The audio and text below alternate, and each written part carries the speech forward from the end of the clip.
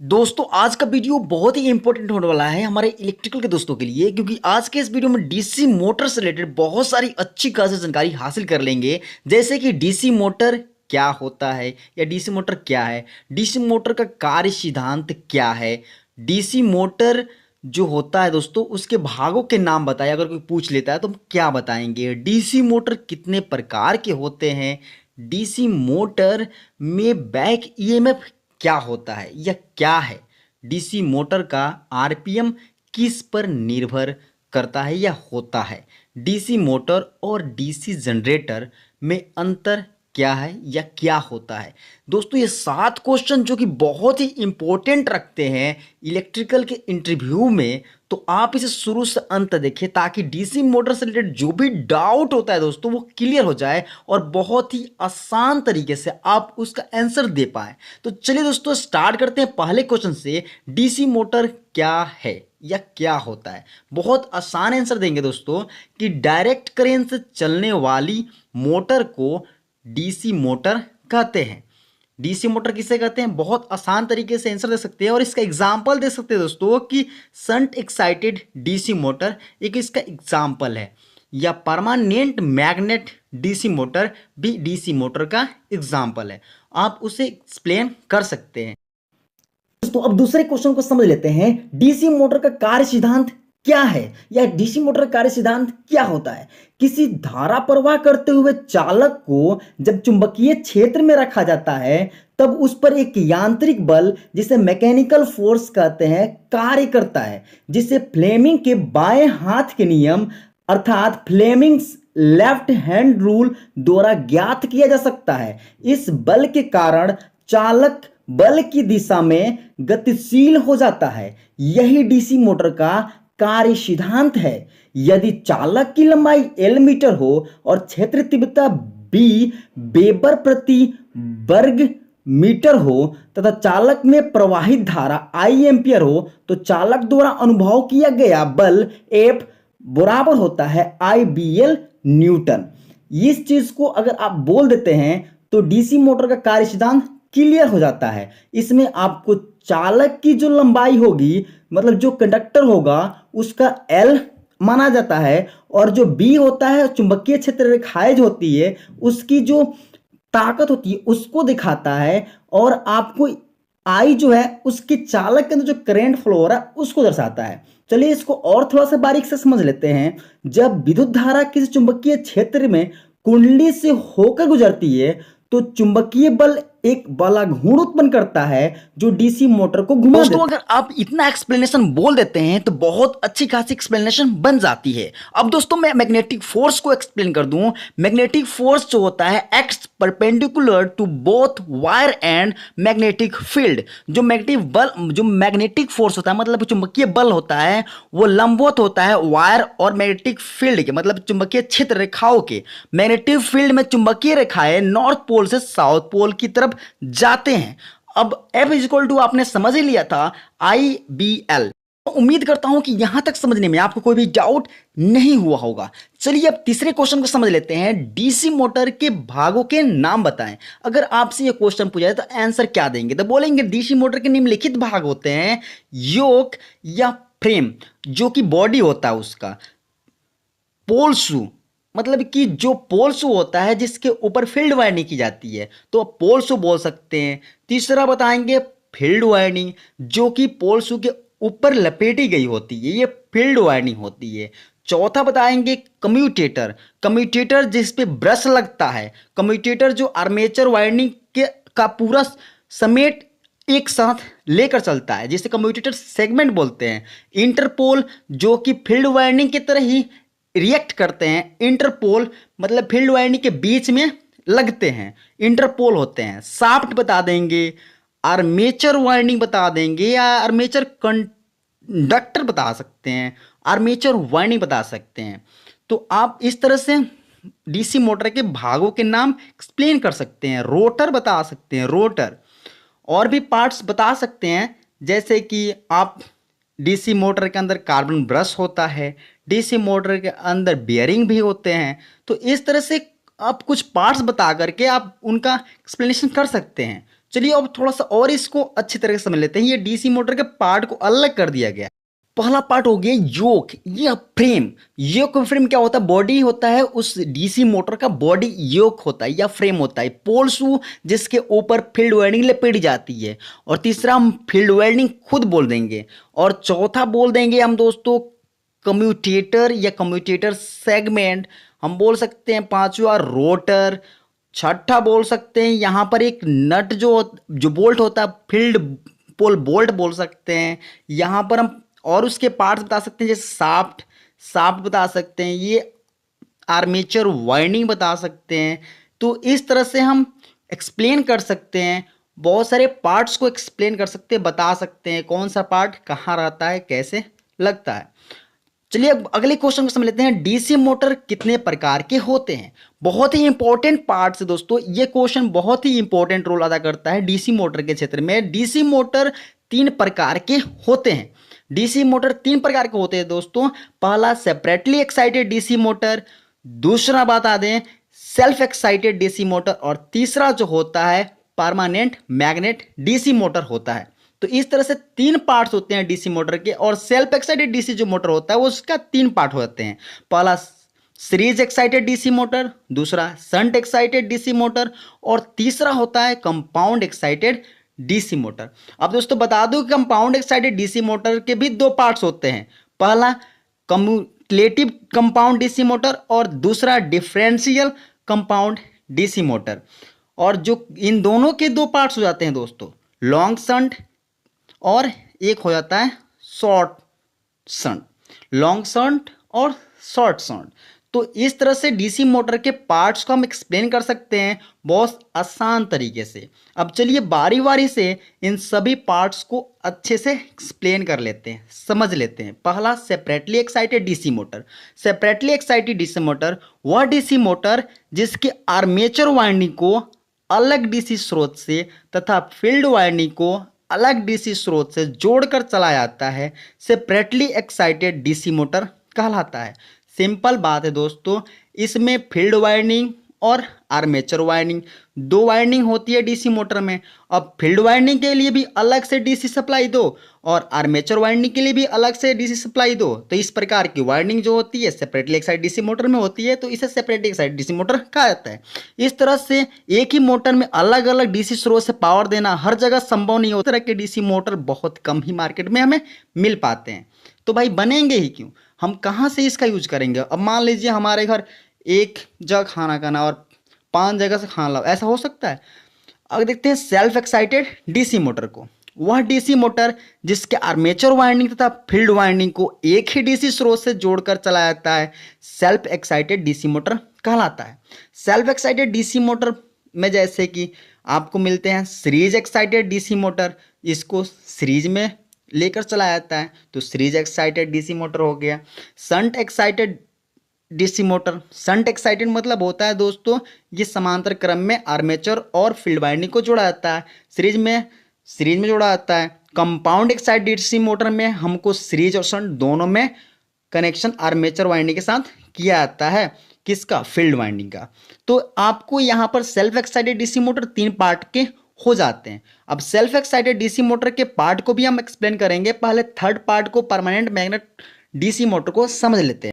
नाम से ही दोस्तों पता चलता है कि परमानेंट मैग्नेट डीसी मोटर मतलब इसमें परमानेंट मैग्नेट का यूज किया गया है। वह डीसी मोटर जिसमें फील्ड वाइंडिंग के जगह परमानेंट मैग्नेट का प्रयोग किया जाता है विद्युत चुंबकीय स्थिर क्षेत्र रखाव के लिए, वही DC motor permanent magnet DC motor कहलाता है। इसमें क्या हो दोस्तों, फील्ड वाइंडिंग जो होता था ना उसको हटा दिया गया। अब वहां पर मतलब कि इसमें क्या करना होता है, चुंबकीय क्षेत्र रेखाएं, स्थिर चुंबकीय क्षेत्र रेखाएं हमको बनाना होता है, तो इसके लिए चुंबक का इस्तेमाल किया जा सकता है। वही फील्ड वाइंडिंग की जगह पर स्थिर चुंबकीय क्षेत्र रेखाओं के लिए हमें मैग्नेट का प्रयोग करना होता है। इसमें इस प्रकार की मोटर का उपयोग खिलौने उद्योग में, इलेक्ट्रिक टूथ ब्रश जो होता है, portable vacuum cleaner, food mixer में किया जाता है, ड्रिल मशीन जो होता है उसमें भी किया जाता है, हेज ट्रिमर आदि जैसे पोर्टेबल इलेक्ट्रिकल टूल में भी इसका इस्तेमाल किया जाता है। तो दोस्तों यहाँ पर परमानेंट मैग्नेट डीसी मोटर भी समझ में आ गया है। अब चलिए समझते हैं सीरीज एक्साइटेड डीसी मोटर, जो कि हमारा सेल्फ एक्साइटेड डीसी मोटर का पार्ट है। वह डीसी मोटर जिसका फील्ड कॉइल आर्मेचर कॉइल के सीरीज में जुड़ा हुआ होता है, डीसी सीरीज मोटर कहलाता है। तो DC series excited DC motor जो होता है उसको हम सिंपल समझ लेते हैं कि इसमें जो फील्ड वाइंडिंग होता है और आर्मेचर वाइंडिंग होता है वो सीरीज में जुड़ा हुआ होता है। इस मोटर की स्टार्टिंग टॉर्क अधिक होता है, इस कारण निम्न स्थानों पर इसका प्रयोग किया जाता है, जैसे कि इलेक्ट्रिक ट्रेन में ट्रैक्शन के रूप में, क्रेन में भी इसका इस्तेमाल किया जाता है, और जगह भी इस्तेमाल, जैसे कि ट्रॉली कार में भी इसका इस्तेमाल किया जाता है। तो ये कन्वेयर सिस्टम में भी इसका इस्तेमाल किया जाता है। तो दोस्तों ये डीसी जो मोटर होती है इसका इस्तेमाल तो बहुत जगह है, लेकिन इसका जगह इंडक्शन मोटर ने ले लिया है। इस मोटर को कभी भी नो लोड की स्थिति में चालू नहीं करना चाहिए, क्योंकि इस स्थिति में इसकी गति बहुत ज़्यादा हो जाती है। तो यहाँ पर बहुत सारे मतलब कि आपको रूट भी फॉलो करने होते हैं। इस मोटर में लोड को बेल्ट के द्वारा नहीं कनेक्ट करना चाहिए, इसमें लोड को कपलिंग सिस्टम द्वारा ही कनेक्ट करना चाहिए, क्योंकि इसमें आपको पता ही है कि इस मोटर की स्टार्टिंग टॉर्क अधिक होता है। डीसी सीरीज मोटर को बिना स्टार्टर के चालू नहीं करना चाहिए, यह मोटर ओवरलोड स्पीड के कारण जल सकती है। तो दोस्तों यहाँ पर आपको समझना है कि इसके स्टार्टिंग टॉर्क बहुत अधिक होती है, इसलिए इसे आपको ध्यान में रखना है। तो चलिए दोस्तों अगला पॉइंट है शंट एक्साइटेड डीसी मोटर का। शंट एक्साइटेड डीसी मतलब कि हो गया हमारा समांतर क्रम में जुड़ा हुआ आर्मेचर और फील्ड वाइंडिंग। वह डीसी मोटर जिसका फील्ड कॉइल आर्मेचर कॉइल के पैरेलल में जुड़ा हुआ होता है, डीसी शंट मोटर कहलाता है। इसमें जो हमारा फील्ड कॉइल है, फील्ड वायरिंग है, और जो आर्मेचर वायरिंग है उसको क्या किया जाता है, पैरेलल में जुड़ा हुआ होता है, पैरेलल में जोड़ देते हैं। तो इस तरह के जो मोटर बनते हैं वो शंट एक्साइटेड डीसी मोटर कहलाते हैं। इस मोटर का उपयोग उन स्थानों पर किया जाता है जहां पर लगभग समान चाल की जरूरत होती है। इसके साथ साथ जहां पर मध्यम बल आघूर्ण की जरूरत होती है वहां पर भी इस मोटर का उपयोग किया जाता है। इसका उपयोग लेथ मशीन में किया जाता है, लेथ मशीन में इसका इस्तेमाल किया जाता है। इसका उपयोग जो रेसिप्रोकेटिंग पंप होता है उसमें भी किया जाता है। इसका इस्तेमाल दोस्तों बहुत इंपॉर्टेंट होता है, क्योंकि सबसे ज़्यादा अच्छा स्पीड में चलने वाला कोई मोटर है डीसी में तो वो शंट एक्साइटेड डीसी मोटर ही होता है। इसका उपयोग प्रिंटिंग प्रेस में किया जाता है। इसका उपयोग लकड़ी के कार्य करने वाली मशीन में किया जाता है। कारण है दोस्तों ये एक समान चाल चलता है, चाहे लोड हो या ना हो, एक मतलब समान चाल से चलता है। मतलब कि ये ऐसा नहीं है कि अगर लोड नहीं रहेगा तो पूरा स्पीड में चलने लगे, ऐसा इसमें सिस्टम नहीं होता है। कंपाउंड एक्साइटेड डीसी मोटर को चलिए समझ लेते हैं। वह डीसी मोटर जिसमें फील्ड वाइंडिंग आर्मेचर वाइंडिंग के साथ सीरीज और पैरेलल दोनों में जुड़ा हुआ होता है, कंपाउंड एक्साइटेड डीसी मोटर कहलाता है। जैसे आपको यहाँ पर एक डायग्राम में दिखाया गया है, इसमें शंट और सीरीज दोनों जो है आर्मेचर में जुड़े हुए, आर्मेचर वाइंडिंग के साथ जुड़े हुए हैं। तो यहाँ पर आप इजिली समझ में आपको आ जा रहा है। तो डीसी कम्युनिकेटिव जो कंपाउंड मोटर का उपयोग होता है उन स्थानों पर किया जाता है जहां पर अचानक से लोड बढ़े और फिर तुरंत लोड चला जाए। इस प्रकार की लोड को इंटरमिटेंट लोड कहते हैं, और ऐसे लोड के लिए कम्युलेटिव कंपाउंड मोटर का उपयोग करते हैं। इस प्रकार के मोटर का जो उपयोग होता है सीरीज मशीन होता है, सीरीज मशीन जो होता है उसमें किया जाता है, पिंचिंग मशीन जो होता है उसमें किया जाता है, और प्रेसिंग मशीन जो होता है उसमें, और हैवी प्लेनर मशीन में भी इसका इस्तेमाल, और बेंडिंग मशीन में भी इसका इस्तेमाल किया जाता है। जहाँ पर बहुत तुरंत जोर चाहिए और फिर झट से उस जोर को मतलब की ताकत को हटाना हो तो उस जगह पर इस मशीन का इस्तेमाल किया जाता है। तो आपको कंपाउंड एक्साइटेड डीसी मोटर को भी जानकारी आपको हासिल यहाँ पर हुआ होगा। कंपाउंड एक्साइटेड डीसी मोटर जो होता है उसके दो पार्ट्स होते हैं, दो भाग होते हैं, और उसमें से पहला पार्ट होता है कम्युनिकेटिव कंपाउंड डीसी मोटर, और इसी का इस्तेमाल किया जाता है कंपाउंड डीसी मोटर में। डिफरेंशियल कंपाउंड डीसी मोटर दूसरा पार्ट होता है जिसका इस्तेमाल नहीं किया जाता है। कम्युनिकेटिव कंपाउंड मोटर होता है, दोनों फील्ड वाइंडिंग के फ्लक्स जुड़ते हैं इसमें, इसीलिए इसे कम्युनिकेटिव कंपाउंड मोटर कहते हैं। अब जो डिफरेंशियल कंपाउंड मोटर होता है इसमें दोनों फील्ड वाइंडिंग जो होता है, इसमें दो फील्ड वाइंडिंग होते हैं। जो कंपाउंड मोटर हो दो फील्ड वाइंडिंग होते हैं, इस चीज़ को ध्यान में रखें। इसमें फ्लक्स के अंतर ही परिमाणी फ्लक्स होते हैं। अब डिफरेंशियल कंपाउंड मोटर का स्पीड नो लोड पर कम तथा फुल लोड पर ज़्यादा होता है, अतः इसका ऑपरेशन जो होता है अनस्टेबल होता है। इसका इस्तेमाल हम कर ही नहीं पाएंगे, किसी यूज में हम ले ही नहीं पाते हैं। तो इसलिए डिफरेंशियल कंपाउंड डीसी मोटर का इस्तेमाल न के बराबर होता है। जो कम्युनिकेटिव कंपाउंड होता है उसका इस्तेमाल किया जाता है। डीसी कंपाउंड मोटर में दो प्रकार के फील्ड वाइंडिंग होते हैं, समझा दूं मैं आपको, सीरीज फील्ड वाइंडिंग तथा शंट फील्ड वाइंडिंग। इन दोनों वाइंडिंग को आर्मेचर वाइंडिंग के साथ दो प्रकार से लगाया जा सकता है, मतलब दो प्रकार से जोड़ा जा सकता है, और इसके आधार पर इसका दो पार्ट हो जाता है। जो कम्युनिकेटिव कंपाउंड डीसी मोटर उसके दो पार्ट्स हो जाते हैं।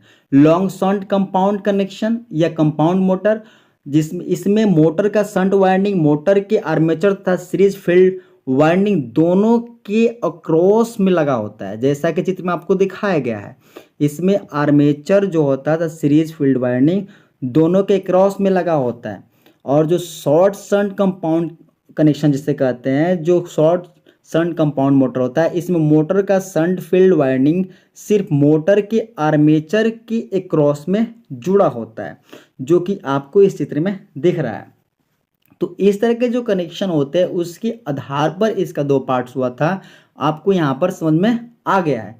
अब आपको इसके बारे में समझ में आ गया कि जो डीसी मोटर होता है उसके पार्ट्स कौन कौन होते हैं, उसके पार्ट्स के अंतर्गत जो तीन पार्ट्स होते हैं उसके अंदर कौन कौन पार्ट्स होते हैं। अब चलिए अगले क्वेश्चन को समझते हैं। डीसी मोटर में बैक ईएमएफ क्या होता है। दोस्तों ईएमएफ मतलब होता है ये वोल्टेज। अब बैक मतलब कि वापस में वोल्टेज जो आता है उसके बारे में बात की जा रही है। डीसी मोटर में आर्मेचर वाइंडिंग, फील्ड वाइंडिंग और परमानेंट मैग्नेट द्वारा बने स्ट्रॉन्ग मैग्नेटिक फील्ड में घूमती है। तब Faraday law of electromagnetic induction के कारण आर्मेचर वाइंडिंग में ईएमएफ बनता है।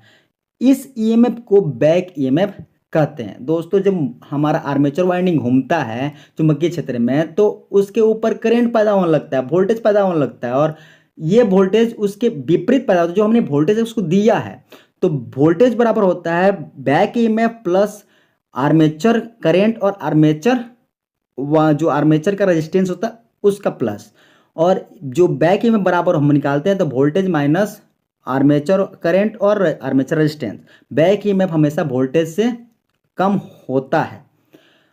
छठे क्वेश्चन को चलिए समझ लेते हैं। डीसी मोटर का आरपीएम किस पर निर्भर करता है। ये क्वेश्चन बहुत ही इंपॉर्टेंट रोल अदा करता है हमारे डीसी मोटर में और हमारे लिए। डीसी मोटर का आरपीएम किस पर निर्भर करता है, इसका पता हमें डीसी मोटर के ईएमएफ इक्वेशन से मिलता है। जो आपको हम ईएमएफ इक्वेशन बताएं तो ईएमएफ ई बराबर होता है N P five Z divide बटा 60A। तो उसका इसमें यहाँ पर एन जो होता है स्पीड ऑफ रोटेशन जो होता है इन आरपीएम में होता है, यही आरपीएम होता है। और जो पी होता है नंबर ऑफ पोल्स होते हैं, और जो ए होता है नंबर ऑफ पैरेलल पाथ्स होते हैं, और जेड जो होता है टोटल नंबर ऑफ कंडक्टर्स होते हैं जो कि आर्मेचर वाइंडिंग में होता है। अब यहाँ पर एन इज इक्वल टू जब निकालते हैं तो ई बटा के फाई आता है, जहाँ पर के जो होता है हमारा कांस्टेंट वैल्यू होता है पी जेड डिवाइड बटा 60A। अब यहाँ पर ई जो होता है वोल्टेज होता है वो भी बैक ईएमएफ का, और जो फाई हो जाता है फ्लक्स हो जाता है जो कि उसके अंदर क्रिएट होता है। Here speed of DC motor is directly proportional to EMF of rotation and inversely proportional to flux of pole. तो यहाँ पर डीसी मोटर जो होता है आरपीएम जो होता है वोल्टेज और फ्लक्स के ऊपर निर्भर करता है। अगर वोल्टेज बढ़ेगा तो हमारा सिंपल है उसका आरपीएम बढ़ जाता है, और फ्लक्स अगर बढ़ेगा तो आरपीएम सिंपल बात घट जाएगा, और फ्लक्स कम हो जाएगा तो आरपीएम बढ़ जाएगा। तो इन्हीं दो पर निर्भर करता हम बता सकते हैं। डीसी मोटर और डीसी जनरेटर में अंतर क्या है। डीसी मोटर और डीसी जनरेटर में बहुत सारे अंतर होते हैं, जिसको हम बता सकते हैं कि डीसी मोटर विद्युत ऊर्जा को यांत्रिक ऊर्जा में बदलता है, जबकि डीसी जनरेटर यांत्रिक ऊर्जा को विद्युत ऊर्जा में बदल देता है। डीसी मोटर फ्लेमिंग के बाएं हाथ के नियम पर कार्य करता है, जबकि डीसी जनरेटर फ्लेमिंग के दाएं हाथ के नियम पर कार्य करता है। तो आप इस तरह से बता सकते हैं डीसी मोटर को स्टार्ट करने के लिए हमें डीसी करेंट की आवश्यकता होती है, जबकि डीसी जनरेटर को स्टार्ट करने के लिए हमें प्राइम मूवर की आवश्यकता होती है। डीसी मोटर एल जो होता है इलेक्ट्रोमैग्नेटिक डैम के सिद्धांत पर कार्य करता है, जबकि डीसी जनरेटर फैराडे के इलेक्ट्रोमैग्नेटिक इंडक्शन के सिद्धांत पर कार्य करता है। और भी बता सकते हैं दोस्तों कि डीसी मोटर में रोटर तथा स्टेटर दोनों को सप्लाई देने की आवश्यकता होती है, और जबकि डीसी जनरेटर में आर्मेचर अर्थात केवल रोटर को सप्लाई देने की आवश्यकता होती है। तो इस तरह से आप डीसी मोटर और डीसी जनरेटर में अंतर हैं। उम्मीद करता हूं दोस्तों आपको ये सातों क्वेश्चन के बारे में बहुत कुछ सीखने को जरूर मिला होगा। Thanks for watching this video, और don't forget to subscribe, like and share this my channel. All the best, मिलते हैं नेक्स्ट वीडियो में, तब तक के लिए take care, bye, see you, जय हिंद, जय भारत।